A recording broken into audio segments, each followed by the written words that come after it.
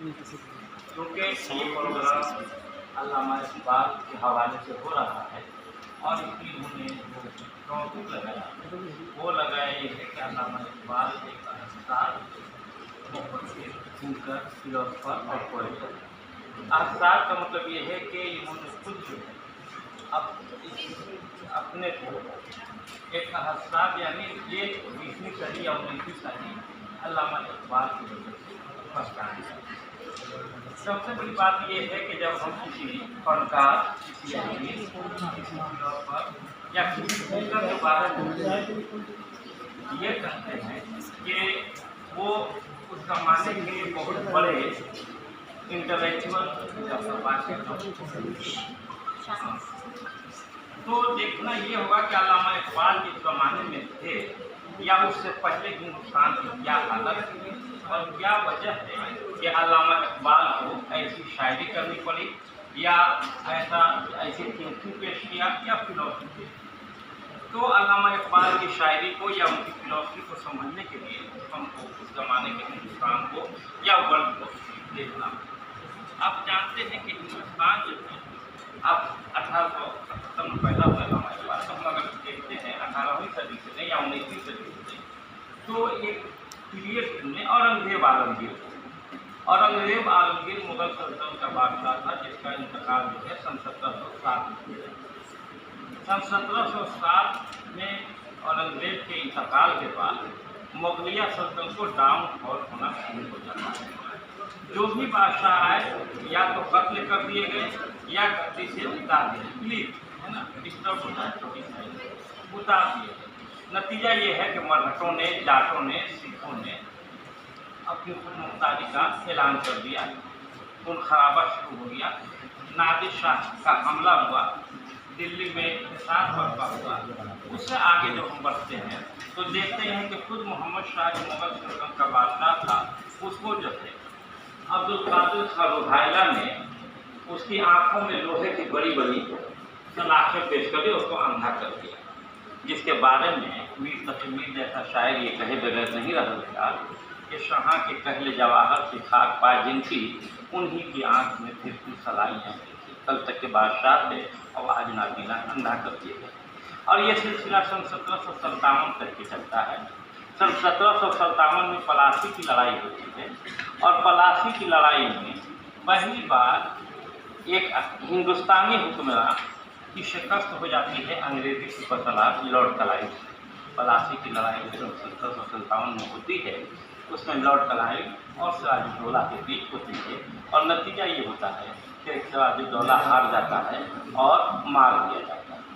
उसके बाद जब हम हिंदुस्तान के आगे बढ़ते हैं तो सन 1762 में एक और लड़ाई होती है और वो लड़ाई होती है बक्सर की लड़ाई। उस बक्सर की लड़ाई में 3 हिंदुस्तानी हुक्मरान, मुगल बादशाह शाह आलम, बंगाल का नवाब मीर कासिम और अवध का नवाब सिराजुद्दौला, ये तीनों मिलकर के ये लड़ाई लड़ते हैं कि इस बार अंग्रेज़ों को हमेशा के लिए हटा देंगे। लेकिन बदकिस्मती ये हुई कि ये तीनों हिंदुस्तानी हुक्मरान जो है हार गए। मीर कासिम जो गए उस बक्सर की लड़ाई से भागा है तो उसका आज तक पता नहीं चल सका। मोहम्मद शाह आलम ने इस लड़ाई के हटाने में बंगाल, बिहार, उड़ीसा जो भी है उसकी तमाम जो दीवाने अंग्रेज़ों की सपोर्ट कर दिया। शाह सिराजुद्दौला ने कंप्रोमाइज़ कर दिया।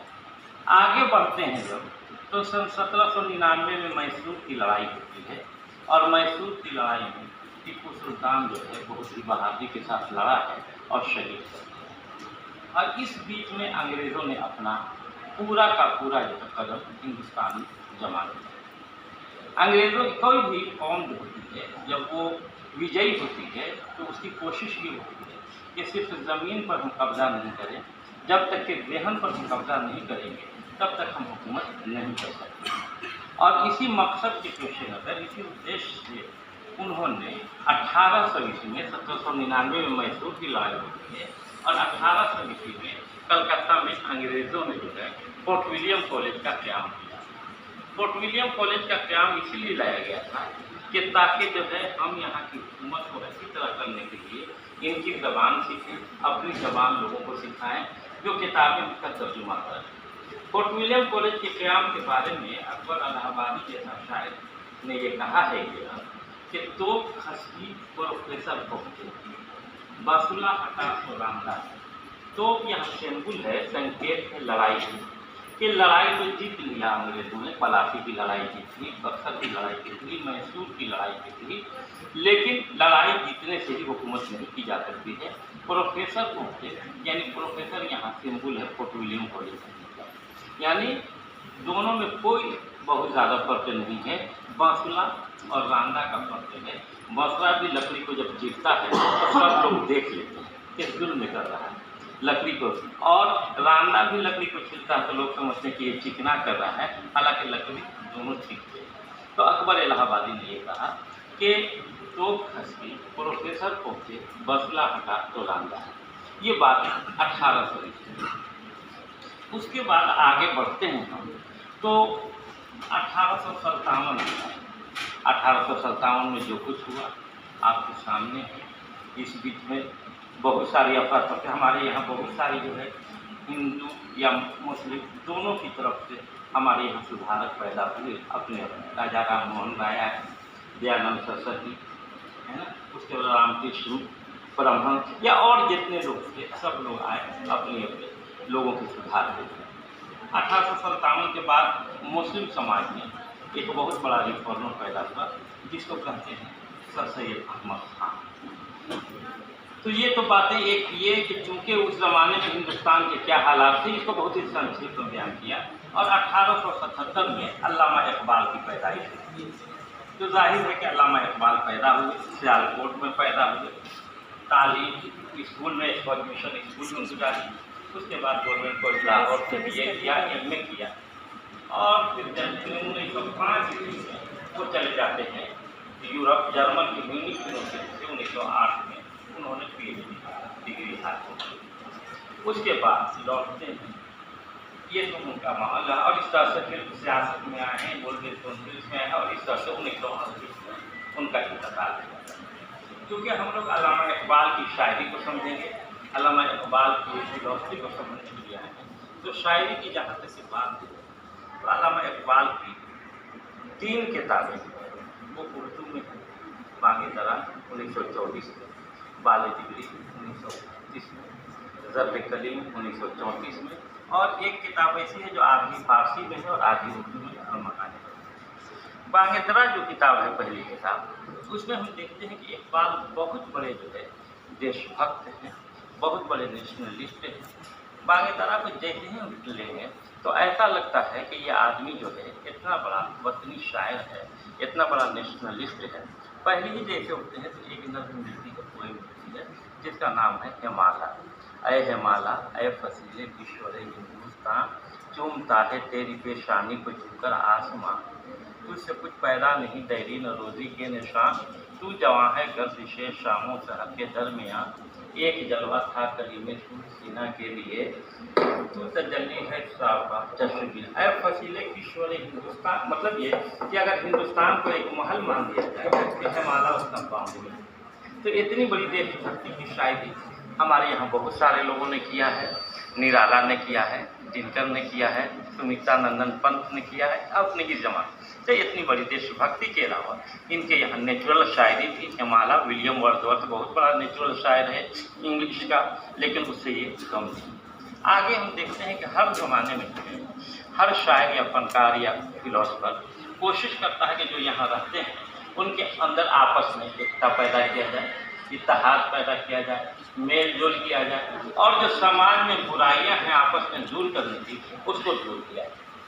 अल्लामा इकबाल ने जो किया है, बहुत कम ऐसे शायर हैं, चाहे हिंदी या हिंदुस्तान के शायर हों, कोई भी भाषा के, बहुत कम लोगों ने किया है। अल्लामा इकबाल की एक पोएम है जिसका नाम है नया सवाल।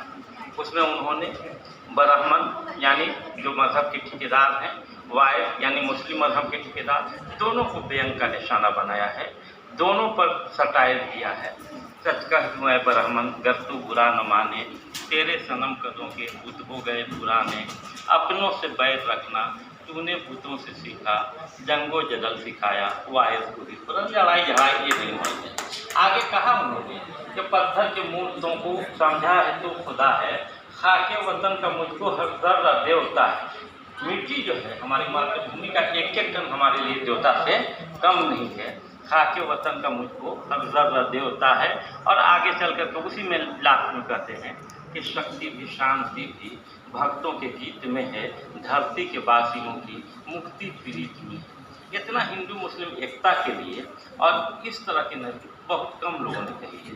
आगे चल कर के देखते हैं कि अल्लामा इकबाल को इसका एहसास हो गया था कि ये अंग्रेज़ जो है हमको जो है हर तरह से छूट डालो और हुकूमत करो कि वो सूट पर चल रहे। पहले चाय में हम लोग पिए तो नतीजा ये होता है कि अल्लामा इकबाल ने जब महसूस किया कि हिंदुस्तान के लोग हिंदुस्तान के लोग पर एक्सप्लॉयटेशन हो रहा है अंग्रेज़ों का, तो उन्होंने हिंदुस्तानियों को ललकारना शुरू किया है कि क्या हालत है। उनकी एक नज़्म 1944 में छपी थी, अंजुमन हिमायत इस्लाम लाहौर के जलसे में जब उन्होंने पढ़ी थी तो लोग रो रहे थे। उसी नज़्म में शेर है, पहले तो शुरू ही होती है कि नहीं मिन्नत के शेताबे शुनिदन दास्तां मेरी खामोशी, उसी में है कि न समझोगे तो मिट जाओगे ऐ हिंदुस्तान वालों, तुम्हारी दास्तां तक भी न होगी दास्तानों में। ये उसी में है इकबाल की नज़्म बांगेदरा में जो तस्वीर दर्ज है, और उसमें उन्होंने हिंदुस्तानियों को भरपूर तौर से ललकारा है। आगे चल कर के देखते हैं कि इकबाल ने कुछ फिलोसफिकल पोएम भी कही है। एक नज़्म बड़ी मशहूर है जो हिंदुस्तान की दुनिया के कोई भी साहित्य में, कोई भी पोइट्री में हम अगर उस पोएम को रख देते हैं के एतबार से तो कोई मुकाबला नहीं किया। वो नज़्म है हकीकत हुस्न कि ब्यूटी की हकीकत क्या है। ये नज़्म जो है कॉन्वर्सेशनल है। हुस्न सवाल करता है, ब्यूटी सवाल करता है अल्लाह ताला से कि हम ब्यूटी है, जब तक ब्यूटी होती है किसी के पास खूबसूरती होती है, हुस्न होता है तो लोग उसकी कदर करते हैं, लेकिन जैसे ही खूबसूरती खत्म होती है तो फिर उसकी कोई कदर नहीं होती है। ये फिलॉसफी है, ठीक है। तो शायद ने उसमें बताया है कि खूबसूरती जो है होनी है, खत्म होनी है। खुदा से हुस्न ने एक रोज़ ये सवाल किया, जहाँ में क्यों न तूने मुझको लाजवाब के, क्यों नहीं हमको हमेशा अपने के लिए बनाया कि अभी जवान है फिर बूढ़े हो गए फिर कोई पूछता नहीं है। खुदा से उसने एक रोज़ ये सवाल किया, जहाँ में क्यों न तूने मुझको लाजवाब किया, मिला जवाब की तस्वीर खाम दुनिया। यानी ये दुनिया जो है वो एक तरफ से फ़ोटो का जो है एल्बम है ना। जब मिला जवाब की तस्वीर खाना है दुनिया, शबे दराज अदम का फसाना है। और आखिर में बताते हैं कि जो चीज़ ख़त्म होने वाली है खूबसूरत हो, वही चीज़ ज़्यादा जो है लोगों के लिए महत्वपूर्ण हो। ये नज़्म है हकीकत। उसके बाद आप देखेंगे कि 1905 में अल्लामा इकबाल चले गए यूरोप, जर्मन से ही। तो वहाँ जाकर देखा कि ये जो बरतानिया के लोग, यूरोप के लोग हैं, ये हमारे हिंदुस्तान के लोगों को एक्सप्लॉइट करते हैं हर तरफ से। और फिर उन्होंने वहाँ से उस 8 में जो लौटे तो वो इस्लामिक शायरी शुरू कर दी। 1905 के पहले उन्होंने कहा सारे जहाँ से हिंदुस्तान हमारा, हम भूले हो वो गुस्तान हमारा। तो 1908 के बाद वो शायरी होती है। वो ज़्यादातर जो शायरी है वो ये है कि एशिया वालों को वो जगाना चाहते हैं। इस सिलसिले में उनकी कई नज़में हैं, शम्मा और शायर बहुत बड़ी नज़्म है। दूसरी चीज़ ये है कि अल्लामा इकबाल ने हमेशा ये कोशिश की है कि हमारे हिंदुस्तान के जो महापुरुष हैं उनको जो है हम पूरे तौर पर भावभीनी श्रद्धांजलि दें अपनी शायरी में। ये वो आदमी शायर है जिन्होंने राम पर नज़्म लिखी और राम को जो है हिंदुस्तान का इमाम कहा है कि तलवार का धनी था। एक नज़्म है बांगेदरा में। उसके अलावा एक नज़्म लिखी गुरु नानक पर, और उसमें उन्होंने कहा आखिरी जो शेर है कि शब गुरीज़ा हो गया, आखिर ये शेर है कि हिंद को जगाया मर्द कामिल ने खासे भूल है, एक शकुर नानक। उसके अलावा एक नज़्म ही है उनका, मेरा वतन वही है, मेरा वतन वही है, चिश्ती ने जिस जमीन पे पैगाम हक सुनाया, नानक ने जिस चमन में वहदत का गीत गाया, तातारियों ने जिसको अपना वतन बनाया, आजादियों ने जिसको दस्ते अरब छुड़ाया, मेरा वतन वही, मेरा वतन वही।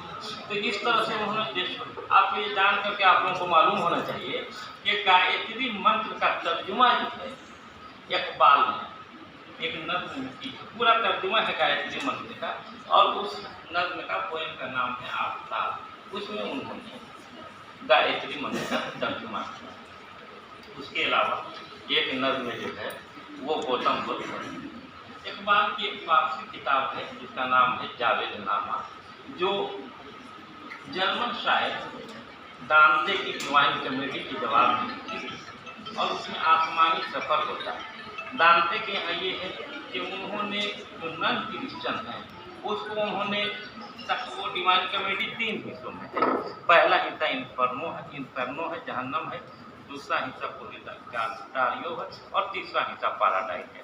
तो जितने नन क्रिश्चन लोग हैं उसको सबको उसने जो है जहन्नम में रखा है, और जो ईसा जाहिर है वो क्रिश्चियनिटी के थे। उन्होंने इकबाल ने उसी तरह की किताब जावेदनामा लिखी, उसमें उन्होंने हमारे हिंदुस्तान के जितने महापुरुष हैं, विश्वामित्र बहुत बड़े फिलोसफर थे, उनसे उन्होंने फिलोसफी की बात पूछी उसने कि ज़िंदगी क्या है, ज़िंदगी के साथ क्या रिश्ता रखें, वो पूरी चीज़ें उसी तरह से हमारे यहाँ एक बहुत बड़े संत होते हैं जिसका नाम है राजा भर्तृहरि की उन्होंने वहाँ मुलाकात की है, और इन सबों को उन्होंने जन्नत में रखा है।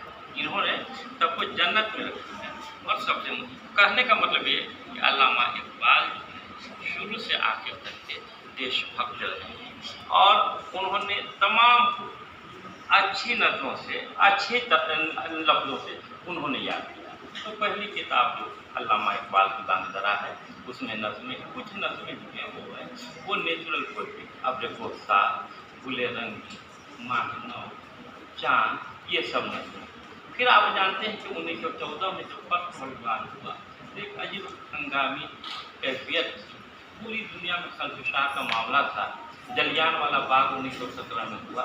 कार्ल मार्क्स की किताब दास कैपिटल आ गई 1917 में, जिसने एक अपना थ्योरी पेश किया कार्ल मार्क्स ने। इन तमाम को सामने रख करके अल्लामा इकबाल ने दानिदरा में कुछ ऐसी बातें लिखी हैं जिनका ताल्लुक जो है ये है कि ये कैपिटलिस्ट के खिलाफ है। ये दूसरी चीज़, उनकी एक नज़म बहुत मशहूर जो नज़म है वो है सिरल्ला, जो बांगीदरा में है, जिसमें उन्होंने पूरे तौर पर देखा कि पूरी दुनिया के अंदर जो है ये जो मुसलमान बर्बाद हो रहे हैं, हमला हो जा रहा है, बरतानिया ने एक एक करके मुसलमानों का मूल्य छीन लिया, तो इस पर उन्होंने आंसू रोया। 1924 में ये जब नज़म पढ़ी गई तो तकरीबन 1 लाख के लोग जमा थे, अंजुमन इस्लामिया लाहौर में, सबों के आंसू। तो ये पहली किताब थी जिसका मैंने बहुत ही संक्षिप्त विवरण दिया, वर्णन किया। ये इकबाल उस किताब में बड़े देशभक्त हैं, बड़े जो है नेचुरल शायर हैं। उन्होंने प्राकृतिक सौंदर्यता को बयान की, और 1908 के बाद उन्होंने इस्लामी शायरी शुरू कर दी। दूसरी किताब जो उनकी आती वो बाले जिब्रील। बाले जिब्रील में भी हम देखते हैं कि इकबाल ने हमारे महापुरुषों को नहीं छोड़ा। जैसे ही आप पेज उठेंगे तो जो पहला शेर लिखा हुआ है वो लिखा हुआ है, फूल के पत्ती से कर सकता है हीरे का जिगर, मर्द नादा पे नादा। तो ये इनका अपना शेर नहीं है, ये असल ये उनका ये कि राजा भर्तृहरि ने जो विक्रमादित्य के ज़माने के शायर हैं, उन्होंने कहा था कि नादान लोगों को अकल की बात कहनी वैसी ही है जैसे हाथी को रुई से मारने के बराबर है ना। उसी चीज़ को इन्होंने शायरी में पेश किया है। मतलब ये कि अल्लामा इकबाल जैसी किताब पढ़िएगा वो बाले जिब्रील, उसमें पहला शेरी होगा। उसके बाद जो शायरी बाले जिब्रील वो है फिलोसफी की शायरी, फलसफा, इंसान है क्या। बाले जिब्रील को जैसे उनके तो पहले गज़लें आते हैं, और तमाम गज़लों में इकबाल ने इंसान का क्या मकाम है उसको पेश किया। पहली गज़ल जितनी उठेंगे तो आपको मेरी नवाए शौक से शोर हरीम रात में गुलगुलाए हल है अलमा उत्तरय सपाट में, इस तरह की बहुत सी परेशानियों के मिलते आखिर दिल न बन जाए। ये तमाम नज़मों में जो है इकबाल ने इंसानियत का पैगाम दिया है कि इंसान का मकाम क्या है, इंसान का मकाम कितना बुलंद है, और फिर ये कि इंसान को क्या करना चाहिए।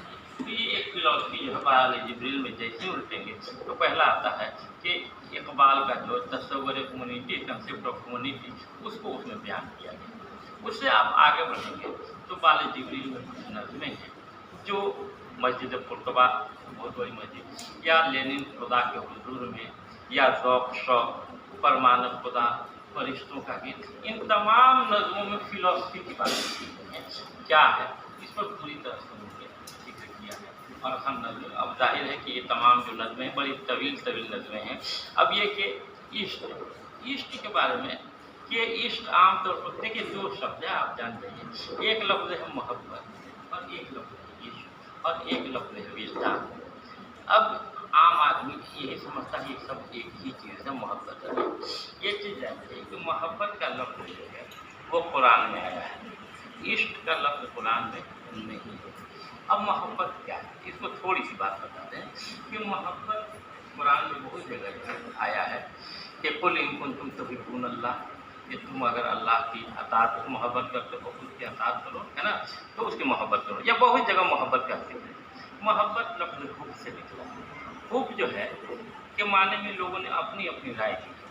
कुछ ग्रुप कहता है कि हुब के माने जो होते हैं वो ये होते हैं कि जैसे जो शांत झील हो, तालाब हो, उसमें जब ढेला हम मार देते हैं तो उसमें एक हलचल पैदा हो जाती है। यही हाल मोहब्बत का भी होता है कि जब हम मार देते हैं, मोहब्बत होता है तो जज्बात उमड़ जाते हैं। किसी ने कहा कि नहीं, मोहब्बत में जो महबूब होता है, जो आशिक होता है, उस पर बहुत भार होता है। नतीजा ये है कि हुब के माने वो गुटका, वो लकड़ी जो पलंग के नीचे रखी जाती है ताकि पलंग का पूरा बोझ वो सह सके, वो है। तो मोहब्बत के माने वही। तो मोहब्बत को जहाँ ये पॉजिटिव मिल जाएगा। जहाँ तक कि इश्क का मामला है, इश्क जो है ये अरबी लफ्ज़ है जो इश्का से निकला है। इसका जो धातु है इसका वो है इश्का। और इश्का जो है एक ऐसा पौधा होता है जैसे सेम कद्दू का होता है, उसी तरह से एक पौधा होता है जो जिस दरख्त पर चढ़ जाता है उस दरख्त को पूरी तरह घेर लेता है। और घेर लेने के बाद होता यह है कि उस दरख्त को अपना तो हवा मिल रही है, न धूप मिल रही है। नतीजा है कि वो दरख्त जो है अंदर अंदर खोखला हो जाता है। तो यही हालत जो है एक आशिक की हो जाती है, इसीलिए इसका नाम जो है इश्क हुआ।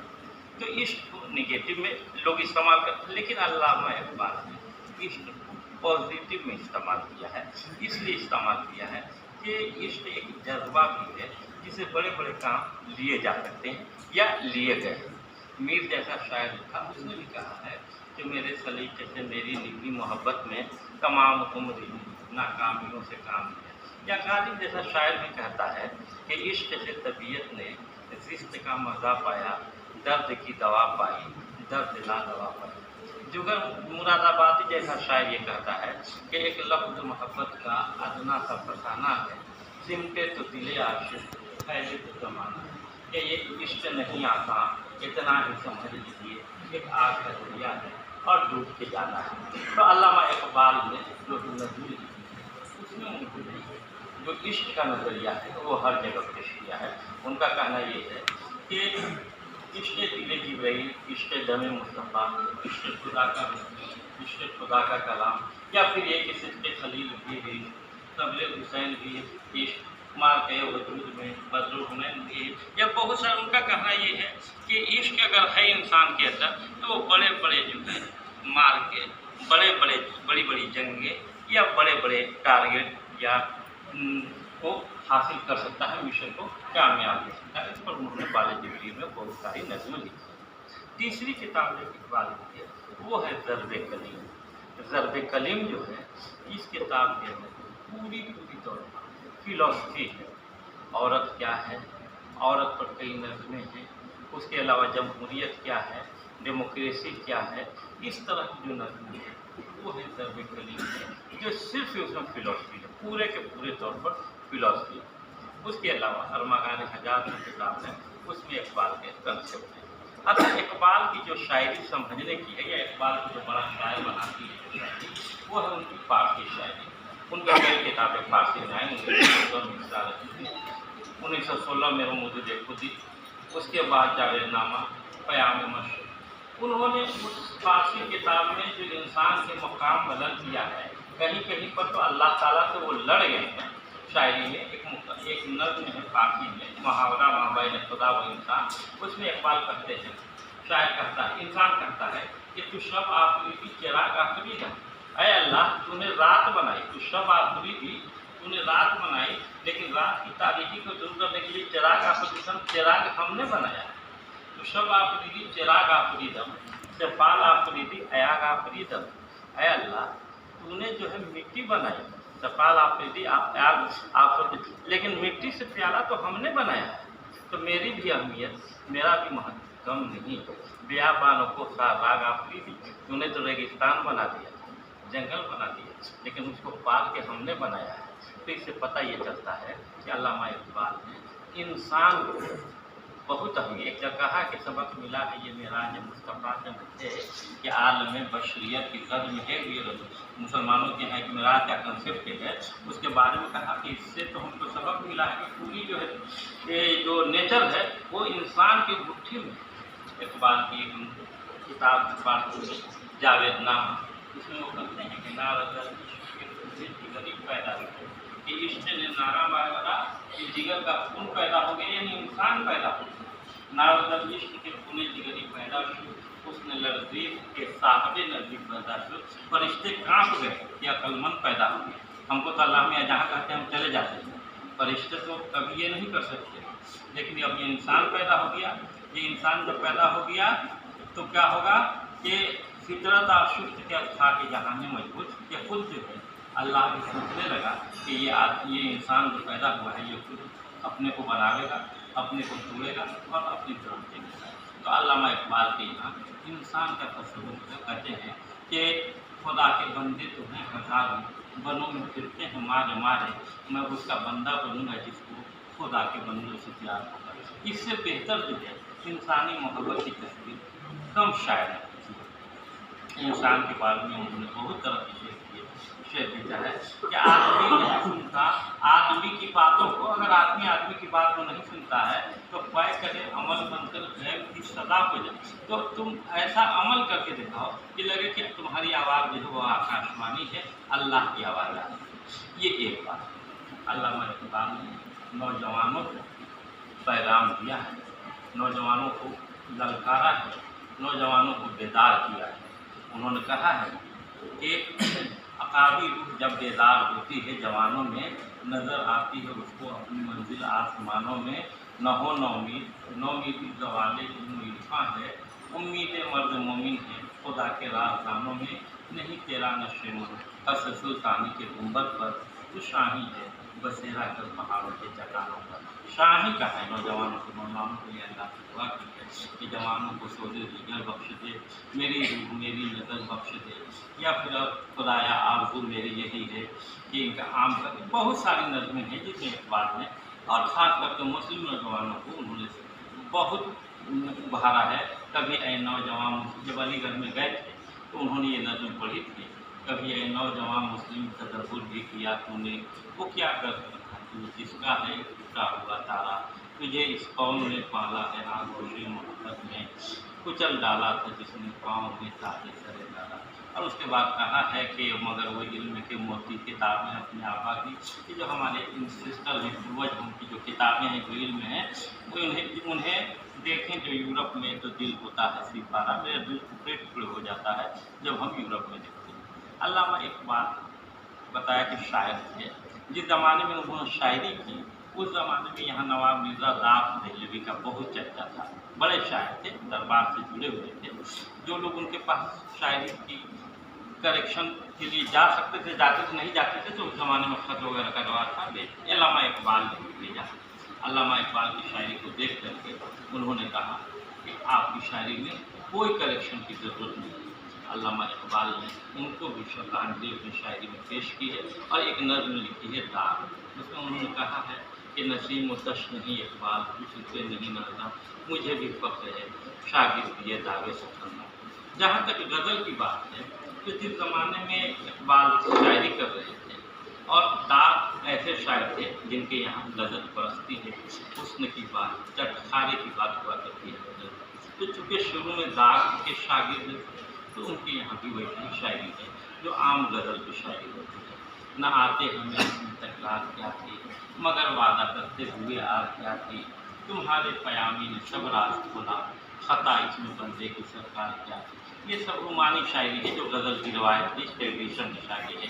बहुत भरी बदन में राग की बात कर दी, बड़ा बेअदब हूँ सजा चाहता हूँ, इस तरह की शायरी की। उसके अलावा आपको मालूम है कि अल्लामा इकबाल अल्लामा इकबाल कितने बड़े शायर हैं, ये तमाम तालिब इल्म है इनको जानना चाहिए कि अल्लामा इकबाल अपने उस्ताद का एहतराम, अल्लामा इकबाल जो है अपने टीचर को कितनी ये श्रद्धा से देखते थे, उसको उसका सबूत ये कि जब 1921 ईस्वी में अल्लामा इकबाल को सर का खिताब दिया जाने वाला था तो वायसराय ने अल्लामा इकबाल को बुलाया और कहा कि आपको सर का खिताब देना चाहते हैं। तो उन्होंने कहा कि नहीं, मैं उस वक्त तक सर का खिताब नहीं लूँगा जब तक कि हमारे टीचर जो हमको पढ़ाए हैं उनको आप शम्सुल उलमा का खिताब नहीं देंगे। ये सब उस ज़माने में टाइटल था, शम्सुल उलमा का खिताब जब उनको आप दीजिएगा तभी हम सर का खिताब।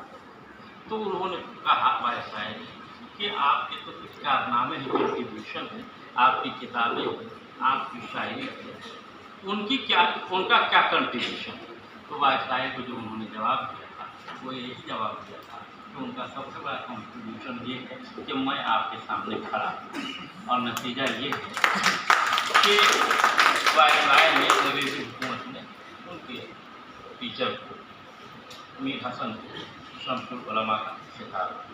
आज 21वीं सदी में बहुत ही इंतशार अफरा तफरी भाग दौड़ की ज़िंदगी है।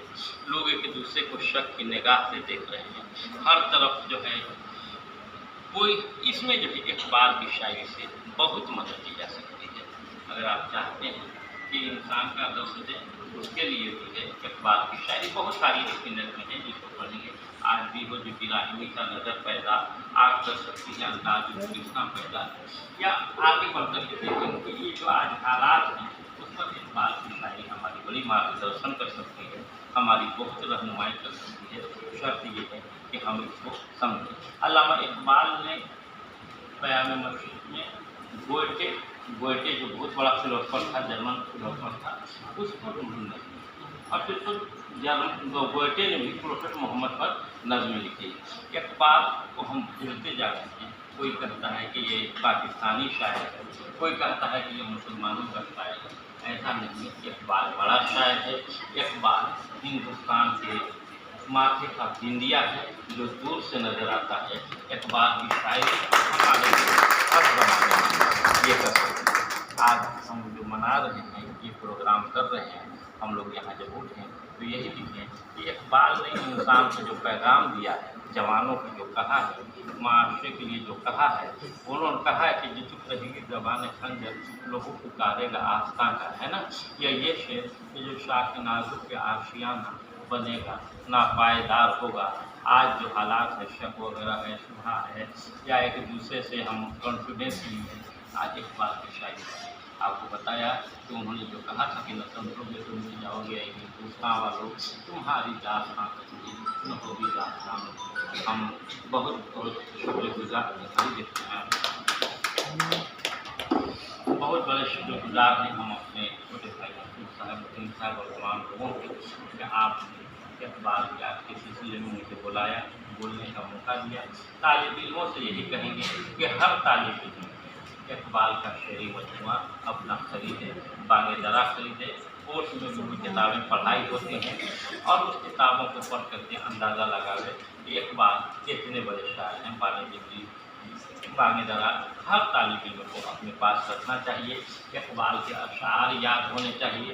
ये तमाम चीज़ें ऐसी हैं जो आपको भविष्य में मुस्तकबिल में काम आएंगी। उर्दू में जो बड़े शायर हैं जिसको हम वर्ल्ड लिटरेचर में रख सकते हैं वो इकबाल हैं। आपको बताया कि जर्मन गए, में रहे, बैरिस्ट्री किया, फिर इंग्लैंड में पढ़े, पोस्टलैंड के शागिर्द। तमाम होने के बावजूद भी उन्होंने जो शायरी की है वो इंसानियत की शायरी की है, वो समाज को सुधारने की शायरी की है, वो मुल्क की शायरी की है। उन्होंने कभी भी ये नहीं सोचा कि बहुत सारे बता रहे कि जो गुरु नानक पर नज़्म लिखी है, राम पर जो नज़्म लिखी है, गायत्री मंत्र का जो तर्जुमा किया है, या और पढ़ेंगे विश्वामित्र के बारे में जो लिखा है, राजा हरि के बारे में, टीपू सुल्तान, यहाँ के महापुरुषों के बारे में उन्होंने। और फिर ये कि खुद इकबाल जो है इनके पूर्वज ब्राह्मण थे, कश्मीरी ब्राह्मण थे इनके पूर्वज, और एक मुसलमान जो है संत के कहने पर वो जो है मुसलमान हुए, वरना ये ब्राह्मण था, इनको ब्राह्मण होने पर नाच है। इन्होंने कहा है कि ब्राह्मण ज़्यादा नाच कि मैं ब्राह्मण ज़्यादा हूँ। हर जगह इन्होंने जिक्र किया है कि मैं ब्राह्मण हूँ। और क्योंकि इन्होंने हिंदुइज्म या हिंदू फिलॉसफी को भी, हिंदी फिलॉसफी, क्योंकि खुद बहुत बड़े फिलॉसफर था, आपको बताया कि इन्होंने फिलॉसफी पढ़ी, फिर एम ए किया, उसके अलावा फिर लंदन यूनिवर्सिटी में गए, वहाँ रहे। तो नतीजा ये है कि वो शायर ही नहीं थे, फिलोसफर भी थे। हमारे अमर साहब बहुत बड़े विद्वान हैं फिलोसफी को, इन्होंने भी इकबाल को पढ़ा होगा, तो अंदाज़ा लगाया होगा कि अगर 3 बड़े नाम लेंगे, अगर हम हिंदुस्तान के फिलोसफर का, तो उसमें राधा कृष्णन, सर्वपल्ली राधा कृष्णन का नाम आएगा, उसमें एक अल्लामा इकबाल आ गया। फिर हम आप तमाम लोगों का शुक्रिया अदा करते हैं